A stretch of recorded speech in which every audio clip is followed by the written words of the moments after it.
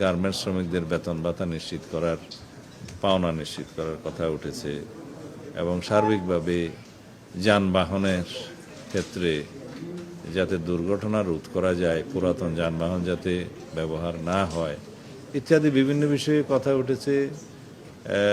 ফেরি দুর্ঘটনা যাতে রোধ করা যায়, লঞ্চের মধ্যে যে পশু পরিবহন সেটা যাতে বিভিন্ন রকমের হেনস্থার শিকার হয় সেগুলো রোধ করা যায়, এই সার্বিক বিষয়ে আমরা কথা বলেছি। সংশ্লিষ্ট সকল ডিপার্টমেন্টের সচিবগণ এবং সংস্থার প্রধান আর আমাদের মাননীয় ধর্মমন্ত্রী উপস্থিত ছিলেন।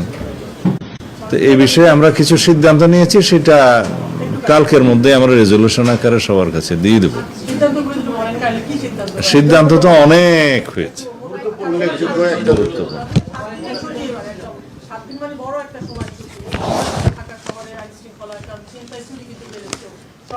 ঈদ উল আজহার আগের 7 দিন এবং পরের 7 দিন আমাদের পুলিশ হেডকোয়ার্টারে একটা মনিটরিং সেল কার্যকর করা হয়েছে, সেটা কার্যকর থাকবে ঈদের আগের 7 দিন এবং ঈদের পরের 7 দিন।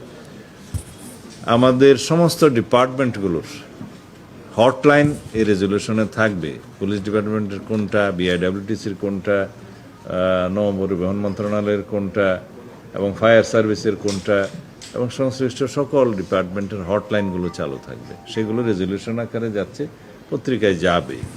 যে বিষয়গুলো আমরা আলোচনা করেছি তা হচ্ছে ঈদ উল আজহা উদযাপন উপলক্ষে নিরাপত্তা ব্যবস্থা জোরদার করা। এখানে অনেক বিষয় আছে, যারা যারা বাস্তবায়নের দায়িত্ব সেই কর্তৃপক্ষ আমরা এখানে নির্দিষ্ট ব্যবস্থা বাস্তবায়ন কর্তৃপক্ষ নির্ধারণ করে দিয়েছি। ব্যাংক ও আর্থিক প্রতিষ্ঠান বিভাগ, তথ্য সম্প্রচার মন্ত্রণালয়, সশস্ত্র বাহিনী বিভাগ, পুলিশ অধিদপ্তর, এনএসআই, ডিজিএফআই সহ সকল গোয়েন্দা সংস্থা, এসবি সহ, আনসার ও ভিডিপি, র্যাব, পুলিশ কমিশনার সকল, ডিআইজি সকল রেঞ্জ, হাইওয়ে পুলিশের যে রেঞ্জ আছে, জেলা প্রশাসক সকল এবং এসপি সকল, অন্যান্য আর্থিক প্রতিষ্ঠান যারা রিলেটেড, সাথে border guard of Bangladesh, BGB, coastguard, নৌপুলিশ সবাই থাকবে। আর কোরবানির পশুর হাটের নিরাপত্তা বিধানের ক্ষেত্রে একই। এখানে সিটি কর্পোরেশনগুলোর বিভিন্ন সিটি কর্পোরেশনে কাদের কয়টা পশুর হাটের ইজারা দিয়েছে সেটা তালিকা আছে। ঢাকা উত্তরে 15টা, দক্ষিণে 11টা এবং অন্যান্য মেট্রোপলিটনে 127টা, এই ডিএমপি সহ। জেলা পর্যায়ে 4259টা। এটা এখন পর্যন্ত পশুর হাটের ইজারা নির্ধারণ করা হয়েছে, তারা দিয়েছে স্থানীয় সরকার মন্ত্রণালয় থেকে প্রাপ্ত। এই সমস্ত জায়গায় নিরাপত্তা বিধান করা এবং সাথে সাথে এখানে জাল নোট শনাক্তকরণের যে মেশিন সেগুলো স্থাপন করা, বুথ স্থাপন করা। বাংলাদেশ ব্যাংক সকল ব্যাংকগুলোকে তাদের নির্দেশনা দিবে যাতে তারাও সক্রিয় থাকে। ইজারাদারদেরকে আমরা অনুরোধ করেছি তারা যেন নিজেরা জাল নোট শনাক্তকারী করণের যে মেশিন সেটা বাজারে অ্যাভেলেবল সেগুলো সংগ্রহ করে এবং সিটি কর্পোরেশন, জেলা প্রশাসন ক্ষেত্রে স্থানীয় কর্তৃপক্ষ সকলেই যেন পশুর হাটগুলোতে পর্যাপ্ত আলোক মানে লাইটিংয়ের ব্যবস্থা করে পর্যাপ্ত, আর ক্ষেত্রমতে সিসিটিভি ক্যামেরা যেন এনশিওর করে সেই জন্য আমরা নির্দেশনা দিয়েছি। এই ক্ষেত্রে আমাদের আনসার বাহিনীর একটা ভূমিকা আছে। সমস্ত পশুর হাটগুলোতে রিকোয়ারমেন্ট মাফিক আমরা এমবডিড আনসার সরবরাহ করতে পারবো সেই সিদ্ধান্ত দেয়া হয়েছে। তবে চাহিদা দিতে হবে সে সমস্ত ইজারাদারদেরকে অথবা স্থানীয় কর্তৃপক্ষকে। আর চাঁদাবাজি, কোরবানির পশুবাহী বিভিন্ন যানবাহন এবং নৌযানে চাঁদাবাজি ইতিপূর্বে হয়েছে বলে আমাদের নলেজে আছে বিগত সময়গুলোতে। যাতে সেই চাঁদাবাজিগুলো বন্ধ করা যায় সেজন্য আমরা একটা হটলাইন নাম্বার এখানে দেয়া হয়েছে, নৌপরিবহন মন্ত্রণালয় মনে হয় এটা আপনারা হটলাইন নাম্বারগুলো পাবেন, কোন মন্ত্রণালয়, কোন সংস্থা কোন নাম্বারে হটলাইন দিয়েছে। সেখানে আমরা ইনফরমেশন মাফিক আমরা দ্রুত ব্যবস্থা নেব। আইন শৃঙ্খলা রক্ষাকারী বাহিনী থাকবে, ফায়ার সার্ভিসেরও আমরা এখানে একটা হটলাইন দিয়েছি 102 ফায়ার সার্ভিসও তৎপর থাকবে যে কোনো রকমের সড়ক মহাসড়কে শহর এলাকায় যানজট এবং দুর্ঘটনা হ্রাসের জন্য আমরা প্রয়োজনীয় ব্যবস্থা নেব। সেখানে পুলিশের পক্ষ থেকে স্পিড গান ব্যবহার করা হবে, রেকার রাখা হবে, আর যাতে সড়ক মহাসড়কগুলো ইতোমধ্যে প্রয়োজনীয় সংস্কার পটহোলস যেগুলো আছে রিপেয়ার করে এটাকে ঈদ যাত্রায় যাতে নিরাপদ করা যায় সহজ চলাচলের জন্য সেই ব্যবস্থা সড়ক মন্ত্রণালয় নেবে এবং ক্ষেত্রমতে স্থানীয় সরকার মন্ত্রণালয় সেই উদ্যোগ গ্রহণ করছে।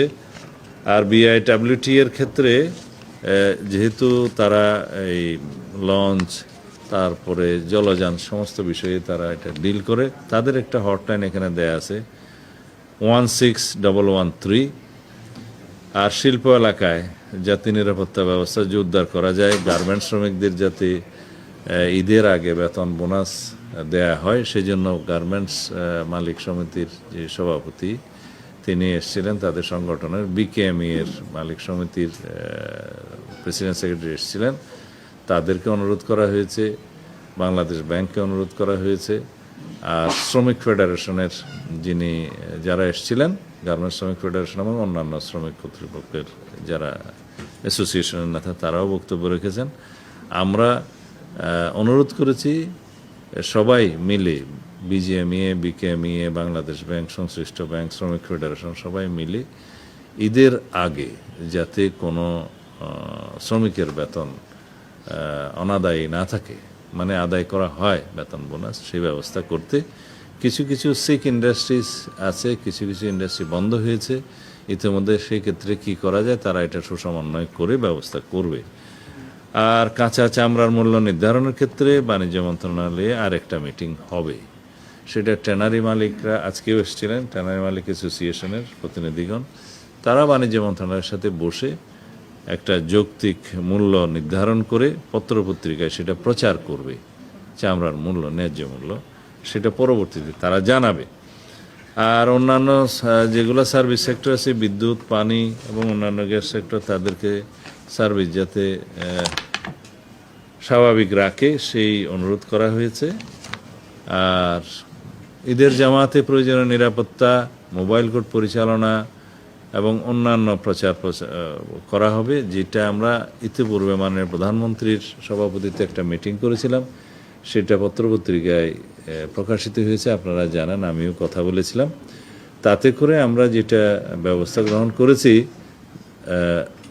এটা বাণিজ্য মন্ত্রণালয় অথবা শিল্প মন্ত্রণালয়, আমার মনে হয় এটা বাণিজ্য মন্ত্রণালয়ই করছে, শিল্প মন্ত্রণালয়ের সাথে সংশ্লিষ্টতা আছে, যেটা মাননীয় প্রধানমন্ত্রী 20 কোটি টাকা অনুমোদন করেছেন বিনামূল্যে গ্রাম পর্যায়ে, উপজেলা, শহর সমস্ত পর্যায়ে যাতে লবণ সরবরাহ করা যায় চামড়া সংরক্ষণের জন্য, এবং সাথে সাথে তাদের যেটা মোটিভেশনাল ওয়ার্ক, যেটা প্রচারণা করবে, সেটার দায়িত্ব স্থানীয় প্রশাসনকে দেওয়া হয়েছে, টিএনও, ডিসি, তাদেরকে সমন্বয় করে সেটা ক্যাবিনেট ডিভিশন থেকে সেই প্রচারণার জন্য অনুশাসন দেওয়া হয়েছে। যেমন মাদ্রাসাগুলোতে, এতিমখানাগুলোতে যারা চামড়া সংগ্রহ করে প্রায় বেশি, এবং ব্যক্তি পর্যায়েও যাতে প্রচারণাটা দেয়া হয় যে কোরবানির পশুর চামড়া খুলে নেয়ার পরের 2 ঘন্টার মধ্যে যাতে লবণ দিয়ে সংরক্ষণ করে, তাহলে চামড়ার গুণগত মানটা ভালো থাকে।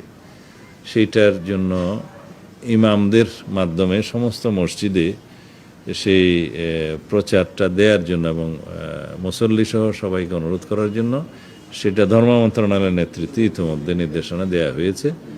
এবং এটার একটা ন্যারেটিভ, যে প্রচারপত্রটা কি হবে, সেটা কন্টেন্টটা রেডি করে আমরা ধর্ম মন্ত্রণালয়ের কাছে আমরা দেব, সেই জন্য একটা ব্যবস্থা নেওয়া হয়েছে। সেই কন্টেন্টটা সামাজিক যোগাযোগ মাধ্যমেও যাবে, এবং এইভাবে প্রচারণার জন্য ইসলামী ফাউন্ডেশন, ধর্ম মন্ত্রণালয়, আরও যারা যারা সংশ্লিষ্ট, তারা জনগণের মধ্যে এটা প্রচার করবে। তো এইভাবে আমরা সমস্ত সিদ্ধান্ত নিয়েছি। আরও অনেকগুলো বিষয় আছে, এই মুহূর্তে আমি সবগুলো রেজলিউশন আমার সামনে এখনও ফাইনাল করা হয়নি বলে বলতে পারি না। আরও কিছু বিষয় আছে যেগুলো আপনারা কালকে রেজলিউশন প্রকাশ হলে হয়তো আপনারা হাতে পেয়ে যাবেন। কোরবানি রিলেটেড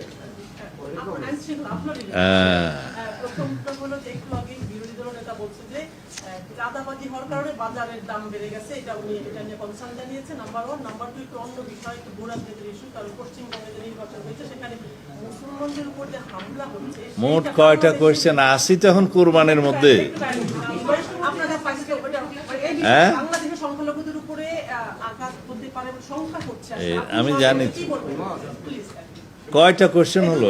একটা হলো বিরোধী দলের নেতা বলছে চাঁদাবাজি বেড়ে যাওয়ার কারণে বাজারের দাম বেড়েছে। দ্বিতীয় হলো পশ্চিমবঙ্গে হামলার কারণে বাংলাদেশের সংখ্যালঘুদের উপর হামলার আশঙ্কা করছে। স্বরাষ্ট্রমন্ত্রী কি বলবেন? মাননীয় বিরোধী দলীয় নেতা যে চাঁদাবাজি বৃদ্ধি পেয়েছে বললেন, তার কাছে যদি কোনো খতিয়ান থাকে আমার কাছে প্রদান করলে বা আপনারা দিলে সেই জায়গাটা আমি অ্যাড্রেস করতে পারবো।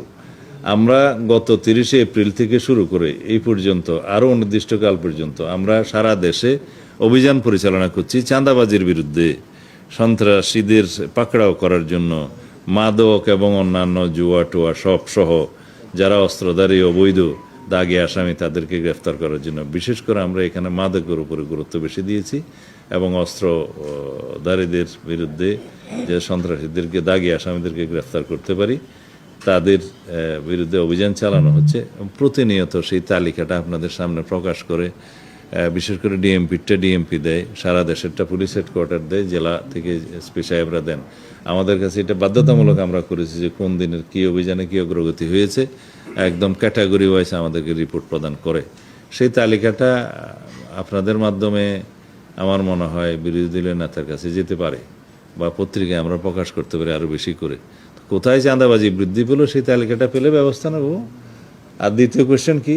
পশ্চিমবঙ্গের যে নির্বাচনের পর মুসলমানদের উপর অত্যাচার শুরু হলো, সেটা বাংলাদেশের সংখ্যালঘু, আপনার কাছে কি খতিয়ান আছে যে অত্যাচার শুরু হয়েছে? এটা তো গণমাধ্যমে আসছে।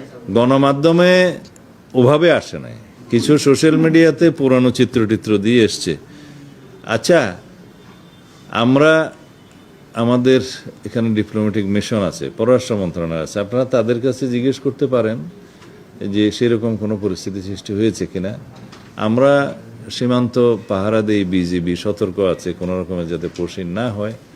আর সেরকম কোনো ঘটনা আমাদের এখানে এখনো নজরে আসেনি যে ওখানে অত্যাচার নির্যাতন শুরু হয়েছে।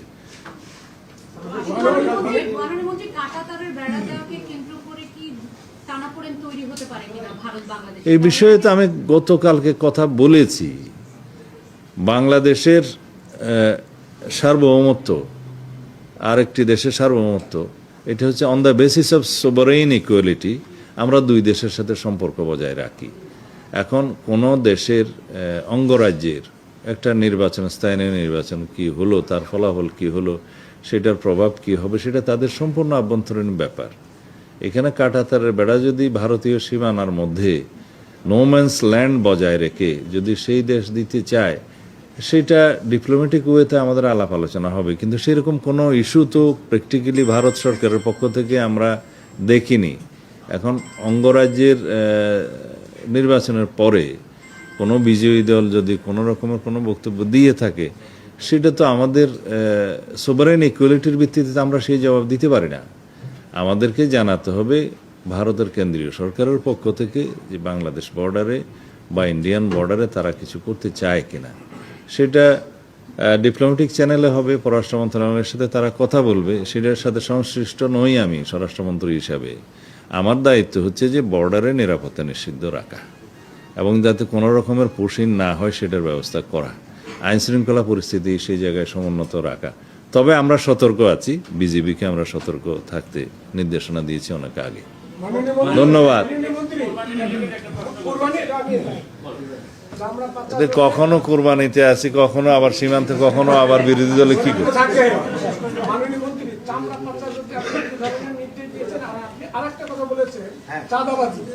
গরু যখন কুরবানি হয় তখন গ্রাম থেকে বিভিন্ন এলাকা থেকে ঢাকায় গরু ঢুকে ট্রাকে করে, সেই ট্রাকে যে চাঁদাবাজি হয়, সেই চাঁদাবাজি বন্ধে আপনি কুরবানির নির্দেশ দিন। চাঁদাবাজি যাতে না হয় সেজন্য আমরা আইনশৃঙ্খলা রক্ষাকারী বাহিনীর কাছে বডি অন ক্যামেরা দিয়েছি। সিভিল ড্রেসে থাকবে, গোয়েন্দা সংস্থা থাকবে, কোথাও কারো নজরে যদি আসে সেটা আমরা হটলাইন দিয়েছি, হটলাইনে জানাবে, আমরা ব্যবস্থা নেব ইনশাআল্লাহ। হ্যাঁ, চামড়া পাচার হবে না, নির্দেশনার কি আছে? আমরা কি নির্দেশ দিই চাঁদা পাচারের জন্য? কথা হলো চামড়া পাচার যাতে না হয় সেজন্য আমরা প্রয়োজনীয় ব্যবস্থা নিচ্ছি। সেটা স্বাভাবিক, সেটা নির্দেশনার কোনো বিষয় নয়, এটা সেট রুলস।